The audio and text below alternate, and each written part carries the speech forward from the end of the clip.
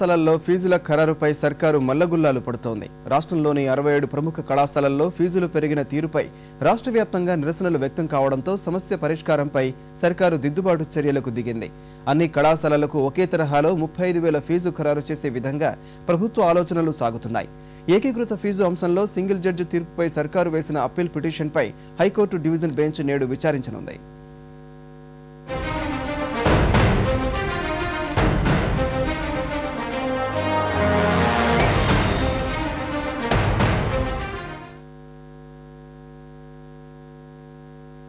వృత్తి విద్యా కళాశాలల్లో ఫీజుల ఖరారుకు మరింత సమయం లేకపోవడం వల్ల ఏదో ఒకటి తేల్చాలని ప్రభుత్వం భావిస్తోంది. 30 నుంచి వెబ్ కౌన్సిలింగ్ ప్రారంభమవుతున్న దృష్ట్యా బుధవారం అర్ధరాత్రి లోపు ఎట్టి పరిస్థితుల్లోనూ ఫీజులను సర్కారు ప్రకటించాల్సి ఉంది.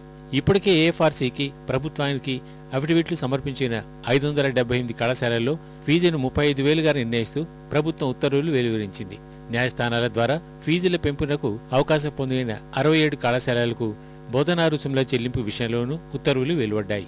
ఇదే ఇప్పుడు సర్కారుకు తలనొప్పిగా మారింది. 67 కళాశాలలకు ప్రభుత్వం చెల్లించాలని భావిస్తున్న 35,000కు అదనంగా కనీసం 15,200 రూపాయల నుంచి 70,000 వరకు ఇవ్వాల్సి వస్తుంది. ఇందుకు సర్కారు సిద్ధంగా ఉన్నట్లు కనిపించడం లేదు. అటు విద్యార్థులు సోమవారం జరిగిన వెబ్ కౌన్సిలింగ్కు 8,972 మంది మాత్రమే హాజరయ్యారు. తొలి రోజు 1వ ర్యాంకు నుంచి 15,000 ర్యాంకు వరకు ధృవపత్రాల పరిశీలనకు హాజరు కావాల్సి ఉండగా 40% మంది విద్యార్థులు గైర్హాజరయ్యారు.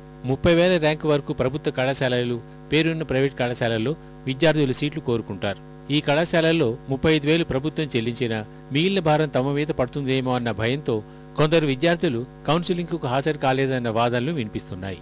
మా పాపకు వచ్చినటువంటి ర్యాంకుతో మంచి కాలేజీలో సీట్ వస్తుంది అంటే ఆ మంచి కాలేజీలో కట్టేటువంటి ఫీజులు ఎట్లా ఎదుర్కోవాలని మాకు అర్థం కాక ఖచ్చితంగా ఏదో ఒక గవర్నమెంట్ కాలేజీలో మాత్రమే చేరాలా, ఇంకా తప్పదు. మాకు తక్కువ ఫీజులోనే ఇట్లా కానీ మా పాప విద్యాభ్యాసాన్ని వెళ్ళబుచ్చాలని చెప్పేసి నేను నిర్ణయించుకున్నాను. సంవత్సరానికి 1,05,000 అంటే ఒక 4 సంవత్సరాలు ఇంజనీరింగ్ అయిపోయే వరకు 5 లక్షలు వితౌట్ హాస్టల్తో కట్టాల్సి వస్తుంది. ఈ లక్షలు ఏదో ముందే కట్టుకునే వాళ్ళం, మేము ఎక్కడో జాయిన్ చేసుకునే వాళ్ళం.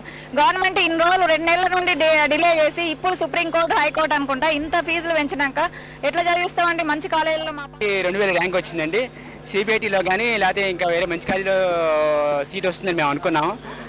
కానీ అంటే ఈ ఫీజులు చూసిన తర్వాత నా వల్ల కాదని చెప్పి నేను విరమించుకుంటున్నామండి. 35,000 ఫీజు ఖరారైన 578 కళాశాలల యాజమాన్యాలు మాట మార్చాయి. తమను భయపెట్టి ప్రభుత్వం అఫిడవిట్లు స్వీకరించిందని ఆరోపిస్తున్నాయి. ఇందులో 5 కళాశాలలు హైకోర్టును ఆశ్రయించాయి. ఇది నేడు విచారణకు రానుంది. అఫిడవిట్లు సమర్పించిన 44 కళాశాలలకు ఏఎఫ్ఆర్సీ నిర్దేశించిన 50,200 రూపాయల ఏకీకృత ఫీజు విధానం అమలు చేయాలన్న హైకోర్టు తీర్పుపై ప్రభుత్వం అప్పీలుకు వెళ్లింది. సోమవారం జరిగిన ఈ విచారణ సైతం నేటికి వాయిదా పడింది. అఫిడవిట్లు సమర్పించని 44 కళాశాలల్లో ఏకీకృత ఫీజు 50,200 ఉండాలన్న సింగిల్ జడ్జి తీర్పుపై సర్కారు వేసిన అప్పీల్ పిటిషన్పై హైకోర్టు డివిజన్ బెంచ్ విచారిస్తుంది. ప్రైవేట్ యాజమాన్యాల తీరుపై ఉప ముఖ్యమంత్రి దామోదర రాజనరసింహ తీవ్ర ఆగ్రహంగా ఉన్నారు. ప్రైవేట్ కళాశాలల్ని అవినీతి నిరోధక శాఖ పరిధిలోకి తీసుకొస్తామని హెచ్చరించారు. కళాశాలల పనితీరుపై సెప్టెంబర్ మొదటి వారం నుంచి టాస్క్ ఫోర్స్ దాడులకు ప్రభుత్వం సమాయత్తమవుతోంది. ఈ దశలో ఫీజుల ఖరారుపై నేడు జరిగే ఉపసంఘం భేటీపై సర్వత్రా ఆసక్తి నెలకొంది. ఫీజుల ఖరారుపై ప్రభుత్వం చేసే ప్రకటన బుధవారం నుంచి జరిగే ధృవీకరణ పత్రాల పరిశీలనకు వచ్చే విద్యార్థుల సంఖ్యపై ఖచ్చితంగా ప్రభావం చూపించనుంది.